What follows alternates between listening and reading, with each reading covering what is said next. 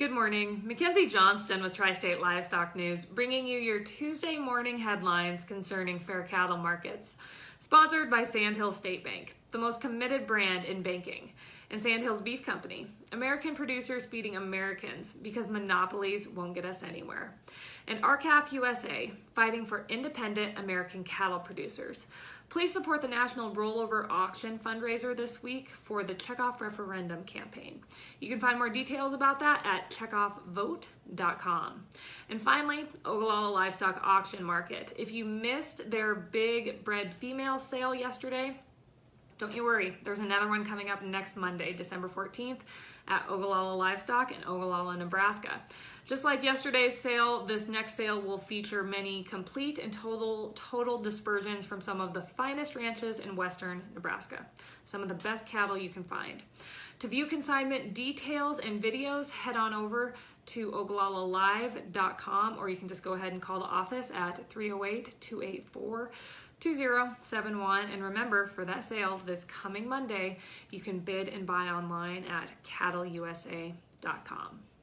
Tri-State Livestock News has reported that Catherine Miller and Corbett Wall agree that the cattle and beef industries do not correlate. Last month, Corbett Wall and Catherine Miller spoke at South Dakota's Farm Bureau Convention. For the most part, they did not see eye to eye when it came to cattle market issues. However, they did agree that the beef industry and the cattle industry are not the same. Wall, a market analyst who works for DV Auction and produces a daily feeder flash market report, believes that the two industries not relating poses a significant problem for cattle producers. He noted the disparity between box beef prices and cattle prices, specifically during the pandemic when packers were making profits of $2,500 a head and cattle feeders were losing anywhere from $200 to $300 per head. Miller, the chief operational officer for a regional Texas-based packer, claims that the two industries not correlating is just something that we have to get comfortable with.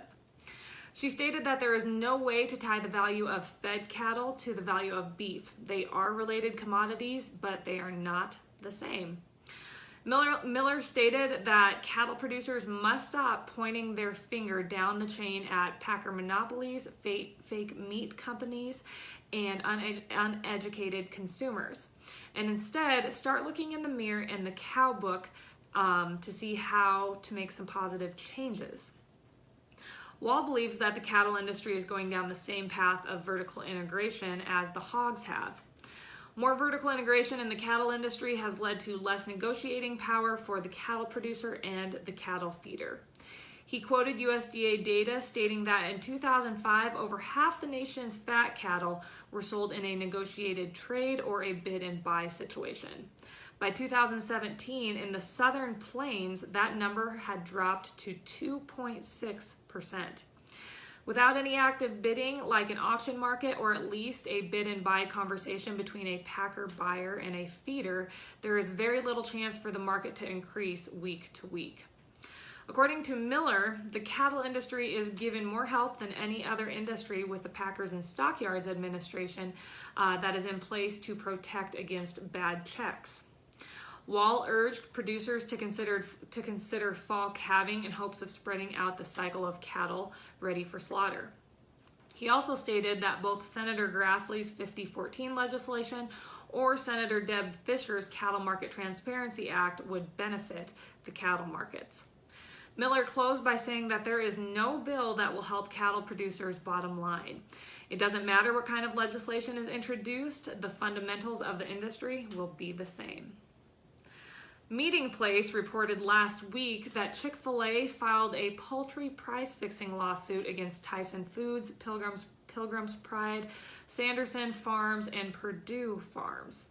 Chick-fil-A claims that these major poultry producers coordinated pricing for meat supplies and cooperatively reduced production to increase prices.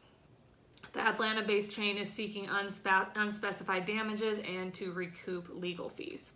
According to a Tyson spokesperson, Chick-fil-A's claims are baseless and the company plans to defend against them.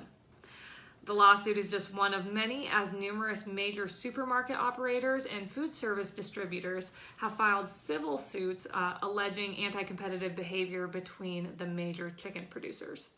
Earlier this year, the U.S. Justice Department indicted senior chicken industry executives and sale officials on criminal charges of bid rigging and price fixing. Finally, National Beef Wire reported yesterday that choice box beef ended the day at $230.80. That was down $4.22.